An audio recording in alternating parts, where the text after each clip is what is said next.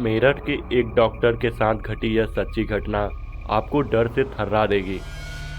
क्या हुआ था उस रात जब एक बकरी ने चुड़ैल का रूप ले लिया और एक डॉक्टर की जान पर बनाई। देखिए और जानिए इस भयानक और सच्ची घटना के बारे में। मेरा क्लिनिक सरदार पटेल चौक में है। मैं मेरठ से हूँ। 3 साल पहले मेरी शादी हुई है। डॉक्टरी का काम अच्छा चल रहा था, इसलिए पैसों की कोई कमी नहीं थी।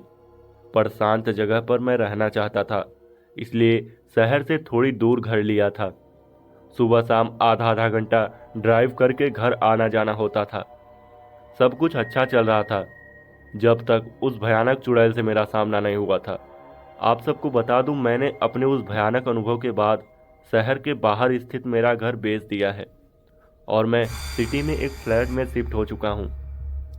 यह एक सच्ची घटना है और पिछले साल ही मेरे साथ घटी थी। रात का वक्त था। मैं थका हारा क्लिनिक से 11 बजे घर लौट रहा था। तभी अचानक मेरी गाड़ी के सामने एक बकरी आ गई। मैंने जोर से ब्रेक लगा दी।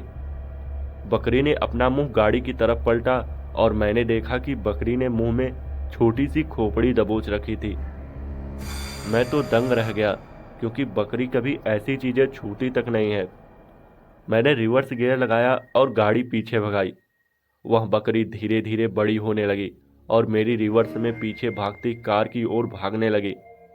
डर के मारे मैं बावला हो गया और बच्चों की तरह चीखने लगा।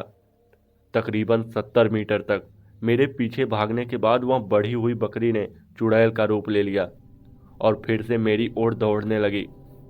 मुझे मेरी मौत साफ नजर आ रही थी, फिर भी मैंने डरते डरते हिम्मत जोड़ी और गाड़ी फॉरवर्ड गियर में डाली और एक्सीलेटर पर पैर दबाया।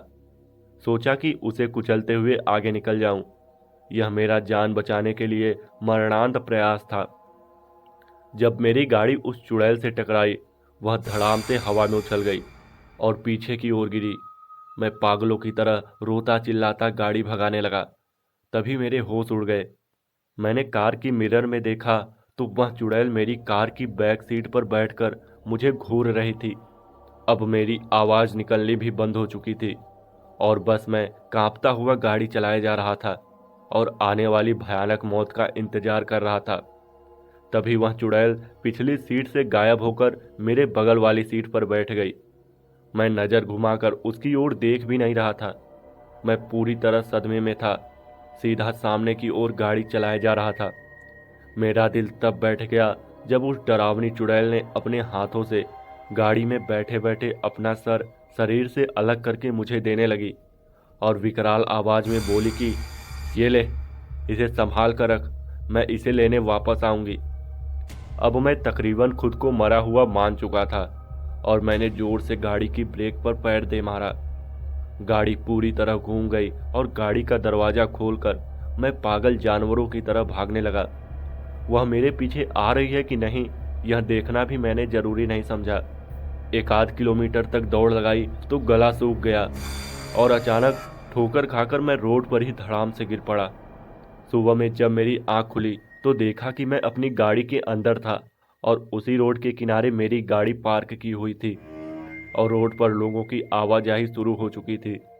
रात में मेरे साथ क्या हुआ, अगर मैं किसी से घर पर कहता तो घर के लोग शायद मेरे पर हंस देते। मेरी भगवान से यही दुआ है कि अब कभी उस चुड़ैल से मेरा सामना ना हो। मुझे बाद में पता चला कि उस रोड के पास एक झोपड़ी में तांत्रिक औरत रहती थी, जो बकरियों की बलि देती रहती थी और जादू टोने किया करती थी।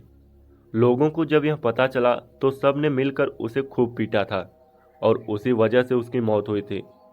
तब से वह चुड़ैल बनकर उस हाईवे पर भटक रही है।